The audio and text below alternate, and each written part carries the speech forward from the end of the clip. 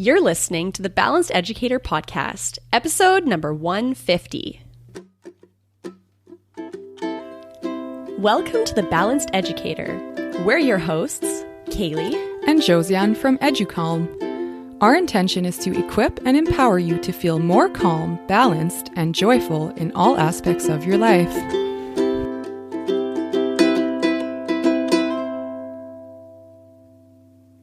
Hi there, and welcome to the show.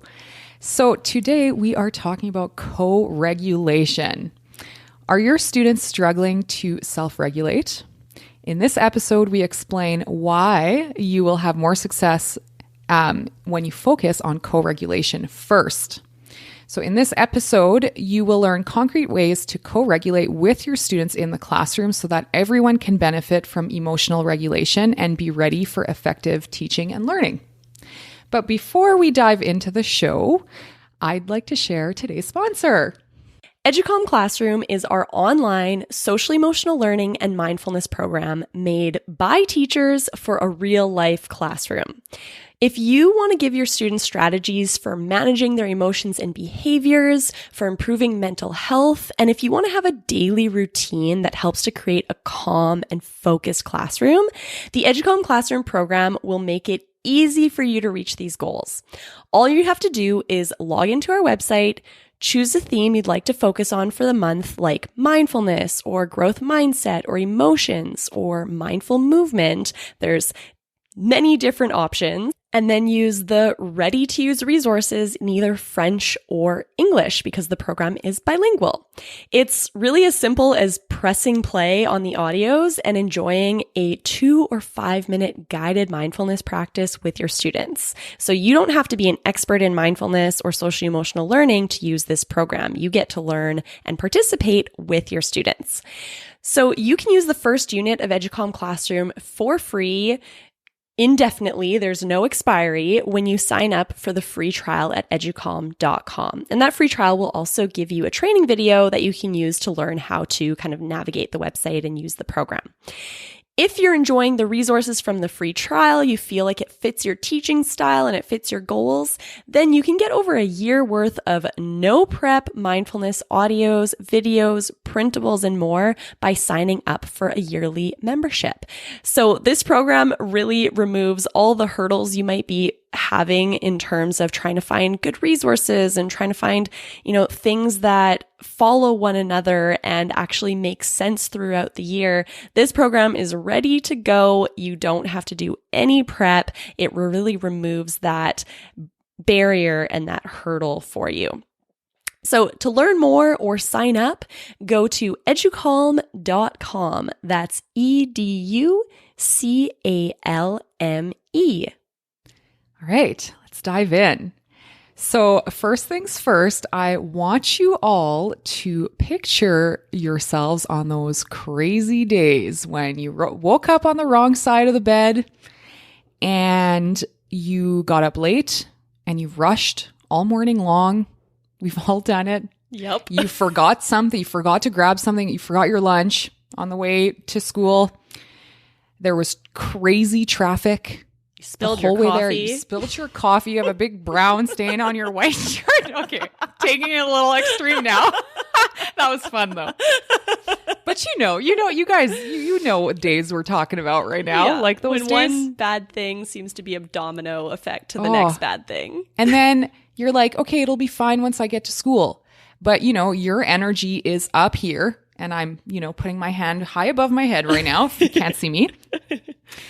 And then you're like, it'll be fine. And then your students come in and they are just like chaos. Like it's this problem, and this kid forgot this, and this kid forgot this. I don't know. You know those days. And you're like, I can't even deal with my own stuff today. How am I supposed to deal with your stuff? You guys were supposed to be the calm. You were supposed to be my grounding moment. And then the energy just keeps snowballing in the wrong direction. Yeah. It's just like gets worse and worse and worse. And it's like one of those situations where the worse it gets, the worse it gets. Yeah. We've all been there. Let's talk about that day. Okay. And how we can manage that day better and avoid the day snowballing so much. Yeah. Because we're all going to have bad mornings sometimes. It's just life. Life is life. Absolutely. But I think the thing to really kind of pay attention to focus on, and that's the focus of this episode, is noticing on those days when you're feeling off, how it seems to always also be the days where your students are off. There is a very direct correlation there between you not being your best self and your students not being their best self. And the reason is because our emotions are felt by others. Our emotional state affects those around us. And we've all had that experience where, you are that Debbie Downer that you spend some time with them and it seems like they just suck the energy out of you because they're always kind of have this dark cloud over their head, or that friend that's, in a great mood and you have lunch with them. And after lunch, you're like, wow, I have so much more energy. I feel so much better after spending time with them. The energy. That's how I feel like when I hang out with you. Oh, that's how I feel when I hang out with you too. Oh, so good. You got to have those people in your life. The ones that, when you see them, your energy is going to be uplifted. That's right. Got to surround yourself with those people. Curate those friends. So our energy affects others. Other people's energy affects us. And that means that when we're in a classroom with ourselves and probably 25 plus other humans, the energy is dominoing between each other. So, you could have one student in your class that's having a really off day and their mood and their actions are dominating to those around them. So they're having a hard time self-regulating because they're big emotions. That leads to them having a conflict to someone else. Now that person's having a hard time self-regulating. So when we think of our classroom space, it's not just a bunch of individuals. We are feeding off of each other. We sympathize with each other's emotions. Yes, absolutely. And so that means that self-regulation is step 2, not step 1. If we're asking each of our students to individually manage their emotions, that can be tough when there's a lot of outside factors that are influencing their emotions as well. So a better strategy is to focus more on co-regulation first. So co-regulation is when the whole class or, you and another student, even one other student or a couple other students, there's a group going on here, whether that's the whole class or smaller groups, you are working on managing your emotions together, regulating your emotions together. And sometimes that can be so much more effective. Like I'm just thinking when I'm practicing yoga, for example, at home by myself, it doesn't always get me into that great feel-good state that I can get when I go to a yoga class and I have the energy of the whole class and the teacher there guiding me and I leave the class. It's so much more effective in regulating my emotions than when I'm doing it alone. Same is true when we're practicing co-regulation strategies in the classroom. All of that energy of all of us working together to manage our emotions is so much more effective.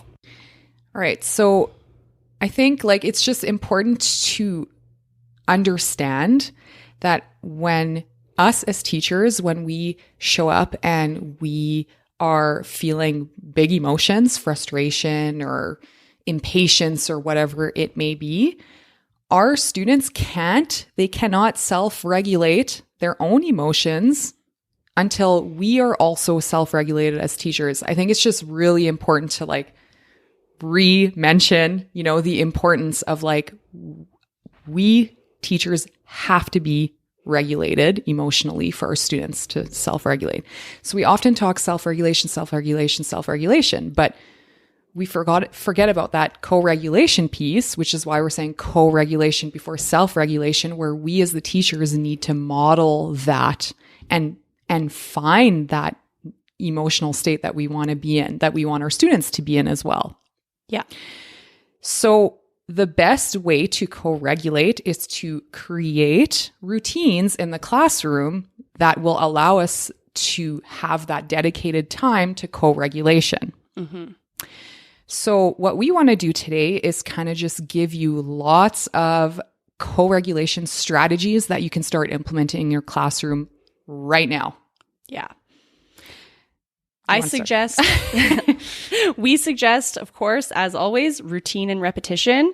If you can create a routine in your classroom of a time that you're co-regulating together every day at the same time, so your students actually start to self-regulate in advance because they know this co-regulation time is about to happen. So it becomes such a routine that actually their mind and body start to create that routine of calm, knowing it's coming. So a great time to do this is first thing in the morning when a lot of different students and yourself are coming in with different emotional states. Let's all co-regulate together, get on the same page before we start teaching and learning, or right after recess or right after lunch, and I mean, do it many times throughout the day. We encourage it many times. You'll save lots of time by taking that minute or two to co-regulate. Yeah, absolutely. So a very simple one that you can do is, and this takes a minute to 5 minutes, however long you want to make it, is to use a breathing strategy. And we have lots of breathing strategies in the EduCalm program, which is a co-regulation program. But we're just going to share a couple with you today. And we have some posters that you can grab with all of these breathing strategies for free. Yes, we have a free ebook with beautiful posters with these breathing strategies that we're going to share today. So you'll definitely want to check that out at educalm.com/welcome. Yes. A whole page dedicated to our free resources that you can start using right away. Yes. educalm.com/welcome. Love it. So the first one, you've definitely heard about it before. We've talked about it numerous times on the show, is 5-finger breathing. We love this one because it's so visual, and because the kids are actually doing something physically, it really helps them to regulate themselves. Yes. How do you do 5-finger breathing? So you place one hand in front of you, and then with the index finger do it with of us. The other hand, I am walking you through it right now. So follow along with me, listener. Place one hand in front of you. Take the index finger from your other hand and place it where your thumb and wrist meet. Now we're going to trace our hand slowly as we breathe through our nose deeply and fully. So as you inhale, trace up your thumb.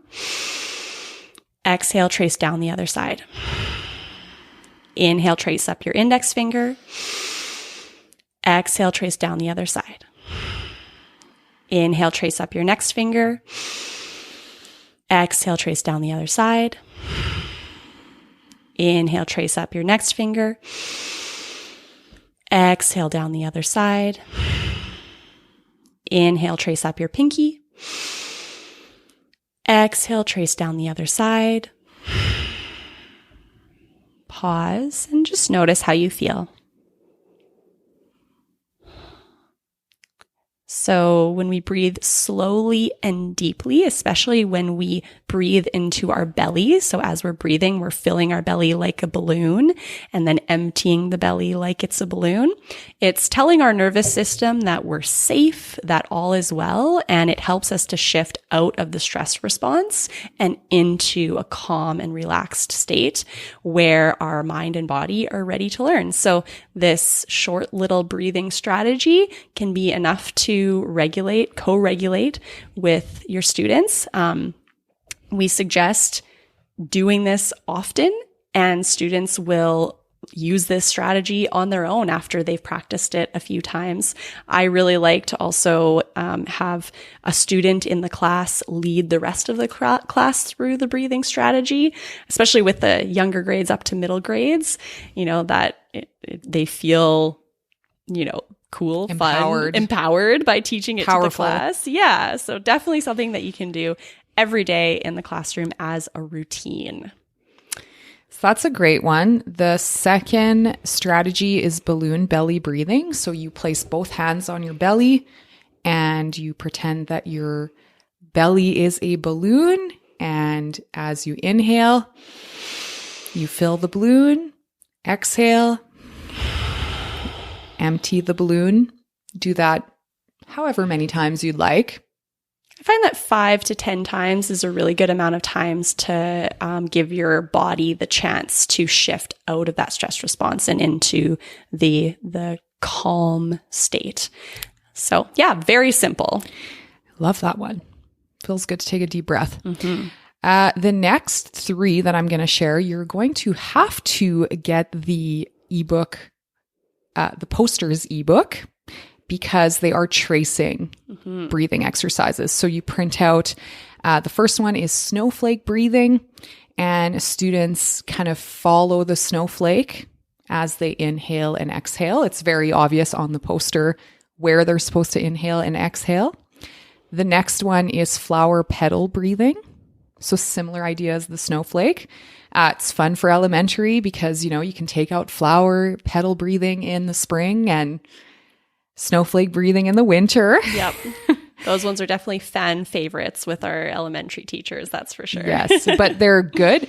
Don't be fooled. They're good for older students too, because again, it's like that, the fact that there's like a visual in front of them. Yeah. And with older ones, they may not use their finger to trace, but they can still follow with their eyes, and it gives them something to look at while they're breathing. It's so true. Something to focus on. When we ask our students to take deep breaths, they're not going to. They need to have an exercise that's kind of forcing them to take the deep breaths. And it's not just students, it's adults too. I can tell myself, okay, take a deep breath. But if I don't actually use one of the breathing strategies that forces me to take those deep breaths and focus on that breathing, it's not as effective. Yeah. So yeah, those printable ones are also great to have where, you can print it up and students can have them at their desk, in a binder.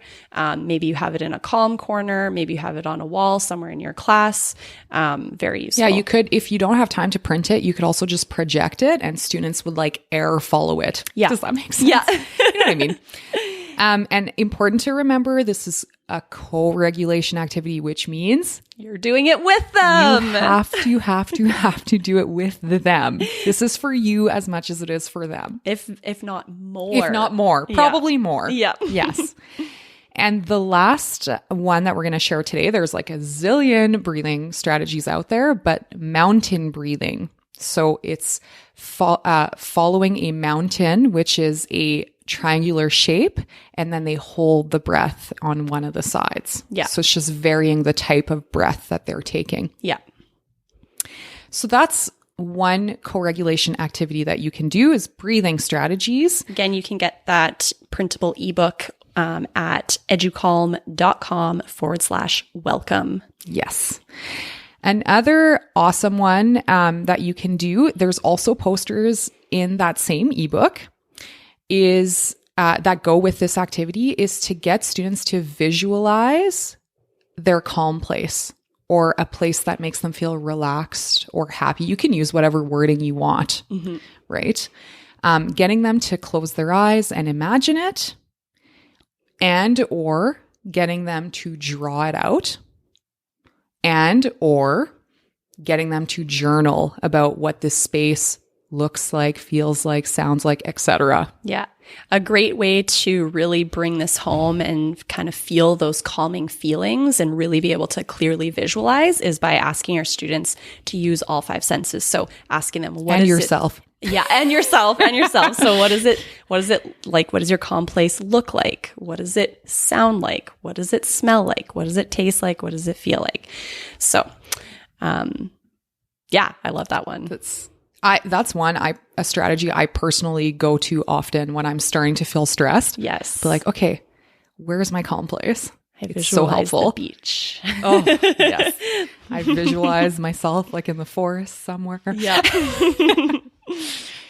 And another great co-regulation activity that you can do is journal about what you're grateful for. Yes. It's a simple one. So easy. Just pull out a scrap piece of paper, put a 5-minute timer up on the projector, and, the students maybe they have a journal, maybe they have... You have to have a journal but as you well. have to too. That is the main thing. You're not doing corrections during this time. No, you are co-regulating. Exactly. So you're pulling out that piece of paper and you're modeling and fully participating. Resist the urge to do classroom management during this time. It's just 5 minutes, even if they aren't completely 100% on task. This is more about you than it is about them. Yes. In EduCalm, there is a full journal. It's 20 days of gratitude journal as well for teachers who use the EduCalm program. Next one is mindful movement. And you can do this by guiding your students through some stretches and some movement, or you can put on a video, which there's also lots of videos in EduCalm. But you can also find some wherever, YouTube. Yeah. But remembering that this is mindful movement to regulate. Yeah. So you may not want to choose something that's like crazy high energy, depending what you and your group need. Yes, exactly. Sometimes the co-regulation piece is that you are exhausted and you need to find energy. So, right? So it's whatever you need. Yeah. So just being mindful of that. Yeah. And if you don't have a membership to EduCalm Classroom, in EduCalm, we have lots of mindful movement videos ready to go for you. If you don't have a membership, maybe just kind of set some time aside to find a couple videos on YouTube that can be your go-tos that you've already vetted to make sure that they're appropriate, and they're ready to go when you need it. So you don't have to worry I want to play a video, but I don't know if it's appropriate. So just, take that time to find a couple that work for you that you can choose from on the fly. I love it. Another activity that you can do, both you and your students, is color, either a blank page or a coloring page, whatever, or drawing by numbers or a Sudoku or that type of activity that we often use for early finishers, but can also be super useful for this purpose of co-regulation. Yeah. And I highly recommend putting a timer up on the board so that the students know that this is, a 5-minute activity. Everyone is quiet. And one strategy that you gave me long ago that was so helpful is turn the lights off. Just that automatically shifts the energy. Turn the lights off in the classroom. Set a timer for 5 minutes. No one is talking. We are just using this time to co-regulate, to feel calm, to prepare our minds and bodies for learning. And as the teacher, resist the urge to check your emails and get things finished during this time. You enjoy coloring. Yes. Just enjoy it. You deserve joy in your day. Yes, totally. And kind of similar to what you just said, another activity is just putting up that timer for 5 minutes and just giving students and yourself free time. But I don't mean free time willy-nilly here. I mean controlled free time where you shut the lights, you tell the students, okay, you have 5 minutes to do your thing, but the rule is, or the expectation is, that you're in your little bubble. So whatever you do has to be respectful towards everyone else. You can't, make noises or whatever it may be, your group best. But sometimes as teachers, we think wow, can I spend 5 minutes doing nothing? And you kind of feel panicky or bad about it. We're giving you permission. Yep. If it helps you to co-regulate, you will do more. Physiologically speaking, if you need a science explanation to convince yourself, Kaylee's science gal. If you need an explanation, convince yourself that this is worth the 5 minutes.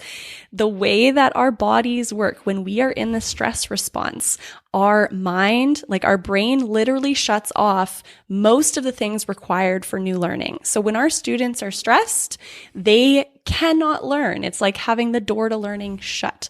So if we are not taking the time to co-regulate with them, then we are getting nowhere fast.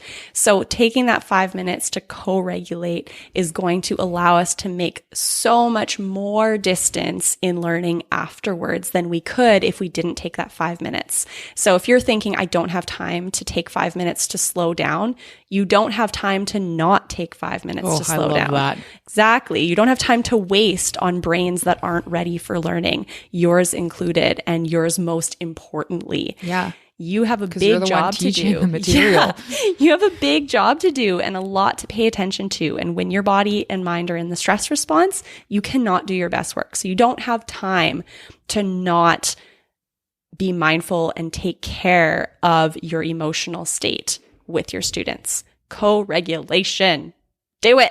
Do it. Okay. And this is also making me think like, this whole, like, there's just such a crazy, like, teacher burnout, teacher self-care culture right now. Like, it's just such a thing that is so talked about. But I feel like that just adds more stress to teachers' plates because they're like, when do I find the time for self-care? You guys, this is the time. It is a part of your school day instead of being this extra thing added to your plate, added to your to-do list that actually just stresses you out more. Yeah. And do it with your students. If you're putting the pressure on yourself to be in the perfect state of mind before you walk into the classroom every morning, like you're not a robot, you're a human.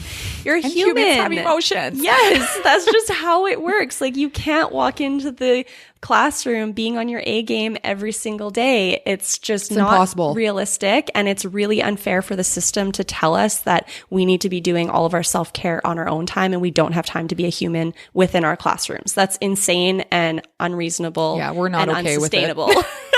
I'm getting worked up just thinking about it. We could do a whole episode on that. We should do a whole episode on that. Exactly. So, and what a gift to share with your students to teach them that part of doing their best work is starting with self-care, is starting their work day. You know, it's your work day. It's their work day too. In school, they're learning how to be workers. School is their job. It's their job. So what a gift to give them that, look, before we start to do our best work, we care for ourselves first. We co-regulate. And then we get into it. And when we start being dysregulated, you know, if we're 20 minutes into the lesson and we're dysregulated again, well, we pause, we co-regulate again. We use one of these 2-minute strategies and then we get back into it. We do not need to walk around with our shoulders to our ears all day long. We don't have to, guys. We don't have to. It's not useful. So be human, show your students that you're human. Be human with your students and co-regulate together. Yes. Okay. And the last strategy that we're going to give you today is to do a mindfulness practice. And we can do that for you so that you can co-regulate. You can listen to an audio from Educalm, from the free trial, or whether you're using the free trial, the full version. And you listen to it for 5 minutes. Gives you 5 minutes to co-regulate before you dive into academics. Absolutely. So tell me a little bit about Educalm before we... Educalm is our... It's a co-regulation program. It's a co-regulation program. We developed this program because as teachers, we recognized that our students weren't ready to learn if we weren't ready to teach. If we weren't regulated, they weren't regulated. And we had a really hard time finding a solution to this problem because a lot of the solutions out there required us as the teacher to facilitate, to teach the strategies, but we needed to practice the strategies with them. So we developed Educalm Classroom as a co-regulation program where you as the teacher do not have to be the expert. You aren't leading anything. All you're doing is pressing play on the audios or the videos, and you are practicing and learning alongside your students. Through this practice, by creating this routine of self-care in the classroom every day, you're both building skills throughout the year that increase your ability to self-regulate, increase your ability to manage your mental health in a positive way, and because you're focusing on this self-care and getting your mind and body ready for effective teaching and learning every day as a routine, you end up by the end of the year going so much farther with academics because you've cared for the human first. So got to check it out. Go to educalm.com/welcome. On that page, you'll find all of our free resources, the ebook we talked about today, and you'll also find where you can sign up for the free trial to Educalm Classroom, which gives you the first unit of our program for free, which includes some training on how to use it, really simple training, just a little video, 15-minute video that just kind of teaches you how to use our program effectively. Don't need any other professional development for this. No, exactly. And then if you are enjoying the free trial and you want a lesson ready for you for every single day of the entire school year, you can sign up for a membership, and then you'll never have to think about planning your co-regulation time for your students. Be there. It's all ready for you. Just sign in and press play. I love it. Yeah. So again, that's your exit ticket for today. Yes, check it out. educalm.com/welcome. And Educalm is spelled EDUCALME. Educalm.com/welcome. All right, friends. Thanks so much for spending this time with us. So much fun. Yeah, we hope that you start enjoying more self-care within your classroom with your students, because you deserve it. You're awesome. If you enjoyed this episode and got value from it, please share it with a teacher or a friend that you think would enjoy it too. Have an awesome week. Bye.